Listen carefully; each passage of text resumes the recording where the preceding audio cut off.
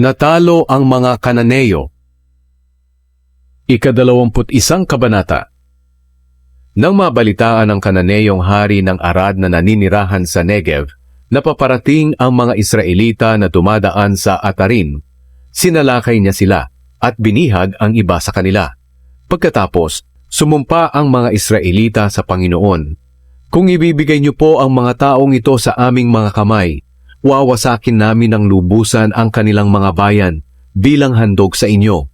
Pinakinggan ng Panginoon ang pakiusap ng mga Israelita at ibinigay niya sa kanila ang mga Kananeo. Lubusan silang nilipol ng mga Israelita, pati ang kanilang bayan, bilang handog sa Panginoon. Kaya tinawag itong lugar ng Horma. Ang Tansong Ahas. Mula sa bundok ng Hor, naglakbay ang mga Israelita na dumaan sa daan na papunta sa Dagat na Pula para makaikot sila sa lupain ng Edom. Pero nagsawa ang mga tao sa kanilang paglalakbay, kaya nagreklamo sila sa Diyos at kay Moises. Sinabi nila, "Bakit ba pinalabas mo pa kami sa Ehipto para mamatay lang dito sa disyerto? Walang pagkain at tubig dito, at hindi na kami makakatiis sa nakakasawang mana na ito." Kaya pinadalhan sila ng Panginoon ng mga makamandag na ahas at pinagkakagat sila. At marami ang nangamatay sa kanila. Pumunta ang mga tao kay Moises at sinabi, "Nagkasala kami nang magsalita kami laban sa Panginoon at sa iyo. Ipanalangin ninyo sa Panginoon na tanggalin niya sa amin ang mga ahas na ito." Kaya ipinanalangin ni Moises ang mga tao. Sinabi ng Panginoon kay Moises, "Gumawa ka ng tansong ahas at ilagay ito sa dulo ng isang tukod. Ang sinumang nakagat ng ahas na titingin sa tansong ahas na ito ay hindi mamamatay." Kaya gumawa si Moises ng tansong ahas at inilagay niya ito sa dulo ng isang tukod. At ang mga nakagat ng ahas na tumingin sa tansong ahas ay hindi nga namatay. Ang paglalakbay papunta sa Moab. Nagpatuloy sa paglalakbay ang mga Israelita at nagkampo sila sa Obot. Mula sa Obot, naglakbay uli sila at nagkampo sa Iye-Abarim, sa disyerto na nasa bandang silangan ng Moab. Mula roon naglakbay sila at nagkampo sa lambak ng Zered. At mula sa Zered, naglakbay na naman sila at nagkampo sa kabila ng lambak ng Arnon na nasa ilang na malapit sa teritoryo ng mga Amoreo. Ang Arnon ang hangganan sa gitna ng lupain ng mga Moabita at lupain ng mga Amoreo. Iyan ang dahilan kung bakit nakasulat sa aklat ng pakikipaglaban ng Panginoon ang bayan ng Waheb na sakop ng Sufa, ang mga lambak ng Arnon, pati ang gilid ng mga lambak na umaabot sa bayan ng Ar na nasa hangganan ng Moab.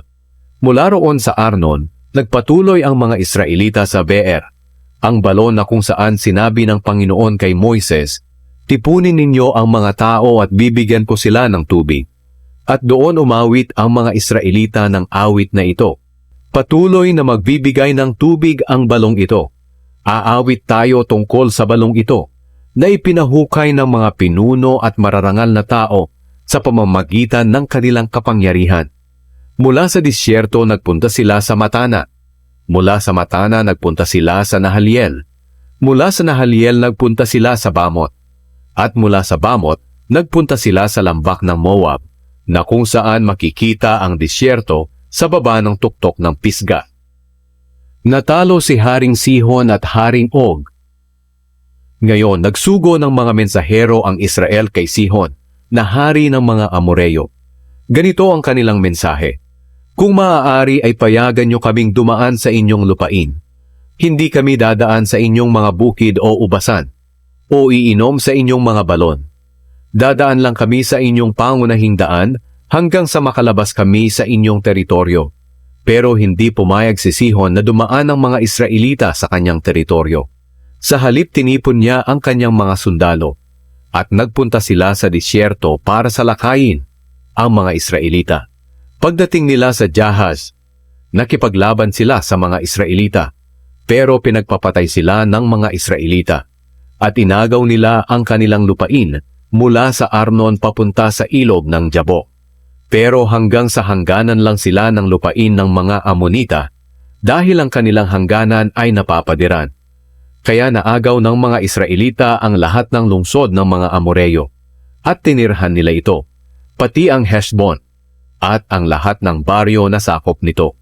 Ang Heshbon ang kabisera ng lungsod ni Sihon, na hari ng mga Amoreyo. Natalo niya noon ang isang hari ng Moab at inagaw niya ang lahat ng lupain nito hanggang sa Arnon. Iyan ang dahilan kung bakit sinasabi ng mga Makata na, "Pumunta kayo sa Heshbon, ang lungsod ni Sihon, at muli nyo itong ipatayo." Noon sumasalakay ang mga sundalo ng Heshbon, katulad ng naglalagablab na apoy, at lumamon sa bayan ng Ar na sakop ng Moab, at sumira sa mataas na lugar ng Arnon. Nakakaawa kayong mga taga-Moab, bumagsak kayong mga sumasamba sa Diyos na si Chemosh. Kayo na mga anak niya ay pinabayaan niyang mabihag ni Sihon na hari ng Amoreyo. Pero ngayon bagsak na ang mga Amoreyo.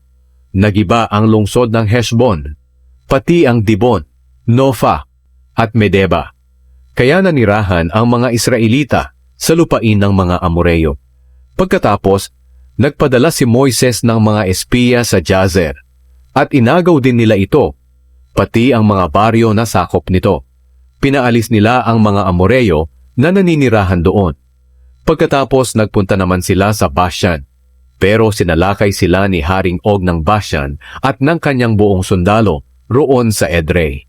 Sinabi ng Panginoon kay Moises, "Huwag kang matakot sa kanya, dahil siguradong ibibigay ko siya sa iyo, at ang kanyang mga sundalo sa inyo, pati ang kanyang lupain. Gagawin mo sa kanya ang ginawa mo kay Sihon na hari ng mga Amoreyo, na naghari sa Heshbon." Kaya pinagpapatay ng mga Israelita si Og, pati ang mga anak niya, at ang lahat niyang mamamayan. Kaya walang natira sa kanila. At tinangkin ng mga Israelita ang lupaing sakop ni Og. Read the scriptures. Isusulat ito para sa susunod na salinlahi, upang sila rin ay magpuri sa Panginoon. Mula sa kanyang banal na lugar sa langit, tinitingnan ng Panginoon ang lahat sa mundo, upang pakinggan ang daing ng kanyang mga mamamayan na binihag, at palayain ang mga nakatakdang patayin.